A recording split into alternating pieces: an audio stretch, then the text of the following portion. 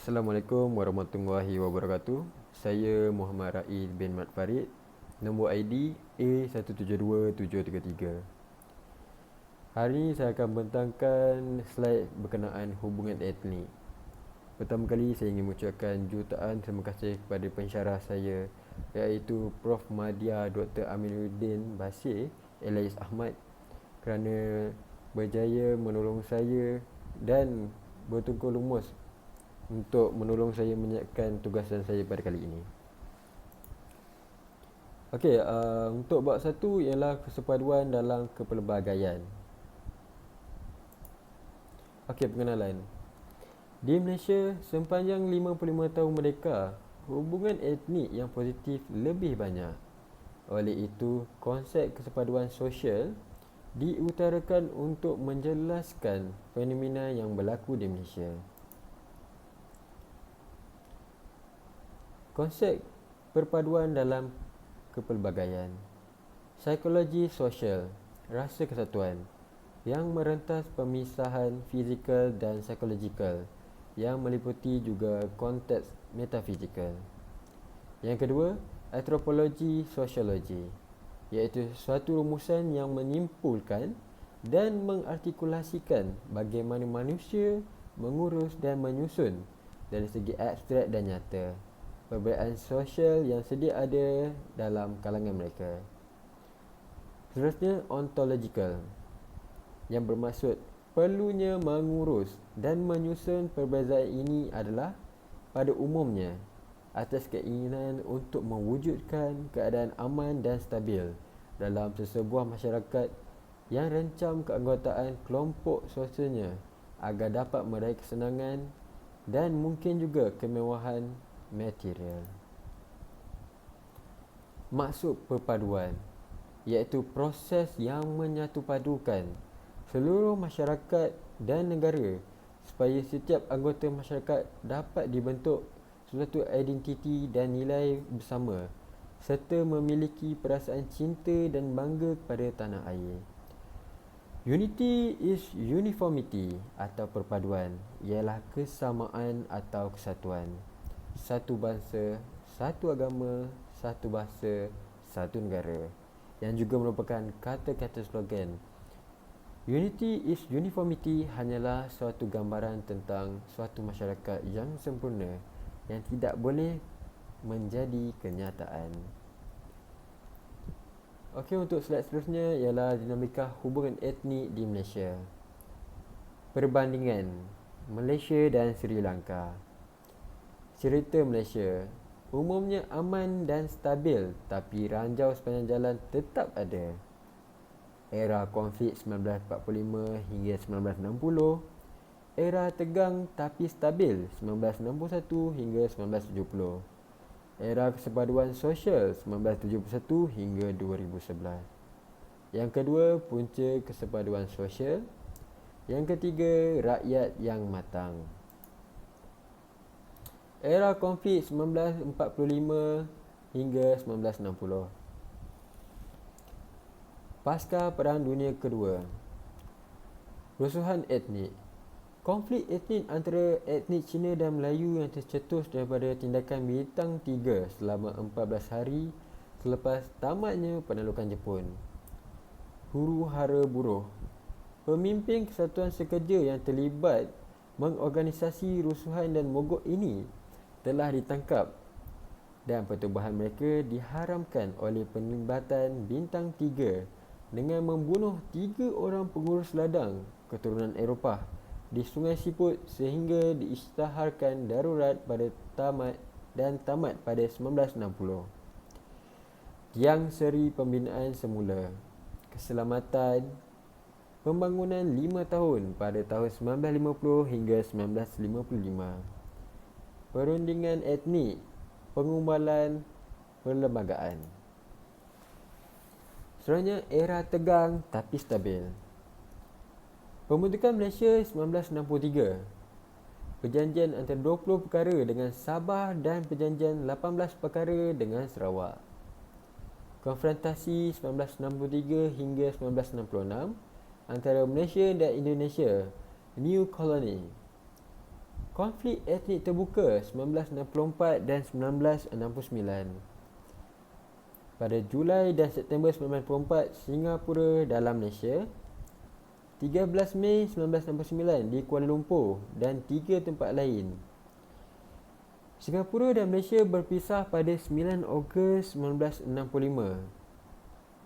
Cara atasi ialah dengan Majlis Perundingan Rakyat, Jabatan Perpaduan Rukun Negara dan Dasar Ekonomi Baru.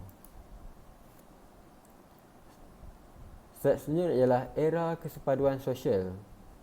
40 tahun keamanan dan kestabilan, kecuali pada tahun 2011, peristiwa Kampung Medan yang mengingatkan bahawa faktor ekonomi sangat penting untuk kesepaduan sosial.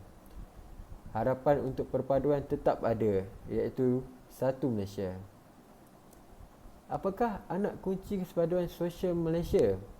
Hubungan stabil sama ada di peringkat masyarakat, negara dan pasaran. Meskipun sewaktu krisis global.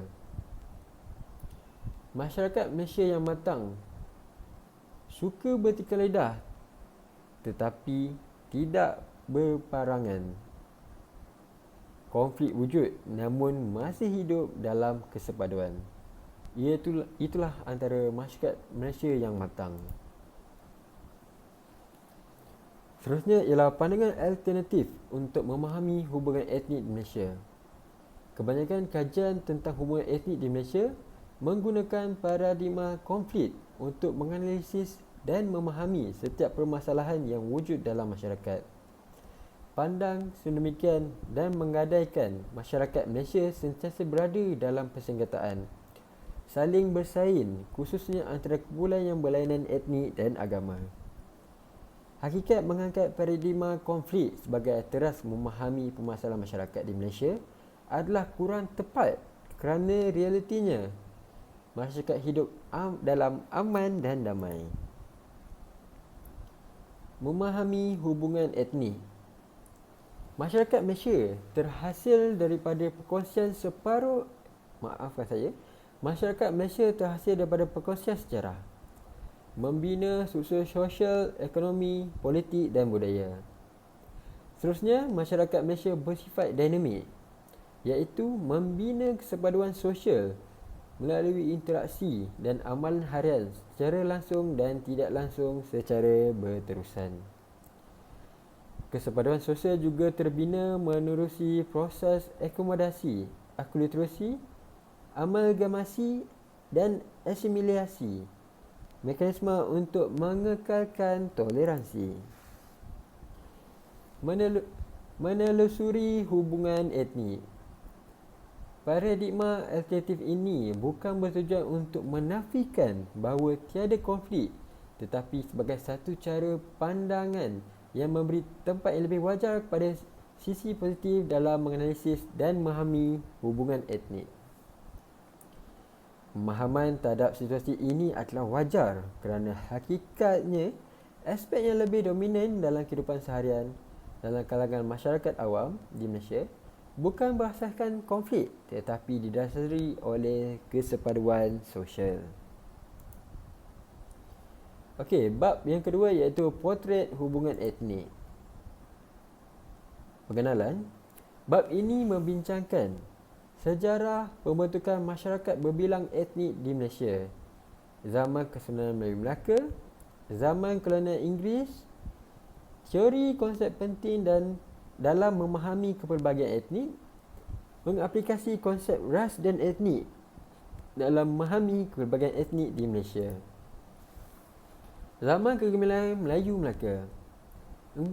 Empayar Melayu Melaka dikenali sebagai Venice of the East.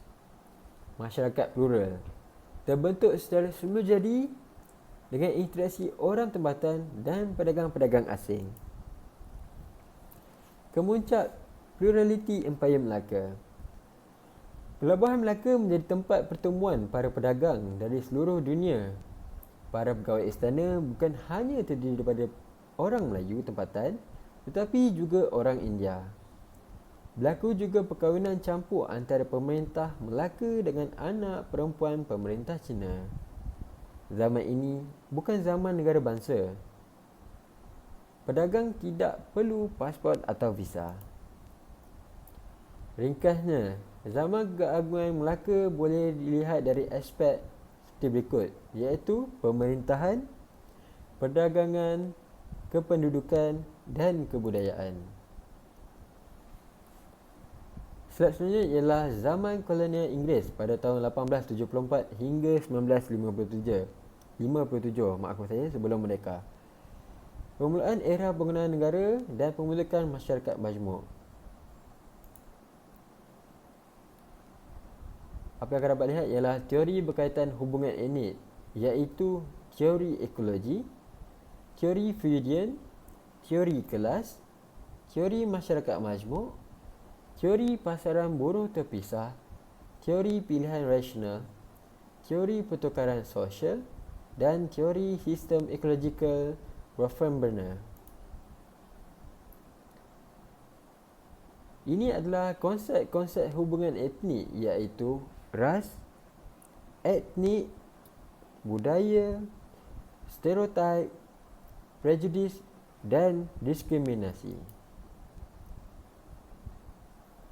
Apa yang akan dapat lihat ialah dasar apartheid, iaitu pengasihan orang kulit putih dan kulit hitam di Afrika Selatan pada tahun 1948 hingga 1994. Seterusnya, makanan pelbagai kaum diterima ramai di Malaysia, iaitu dikelar sebagai akulturasi. Ini akan dapat lihat ialah perayaan pelbagai kaum. Setiap perayaan, setiap agama, setiap kaum bersatu padu untuk merayakan bersama. Ini dapat dilihat dalam masyarakat di Malaysia. Untuk menutup, potret hubungan etnik di Malaysia pada masa kini terbentuk oleh sejarah lampau serta interaksi kompleks pelbagai faktor yang berlaku pada masa kini. Kefahaman tentang konsep-konsep dan teori berkaitan hubungan etnik penting untuk memahami potret hubungan etnik di negara ini. Dan setiap kaum dan setiap agama hendaklah bersatu padu dalam menjayakan negara ini dan menjadi antara negara yang majmuk. Sekian saja dari saya. Sekian, terima kasih.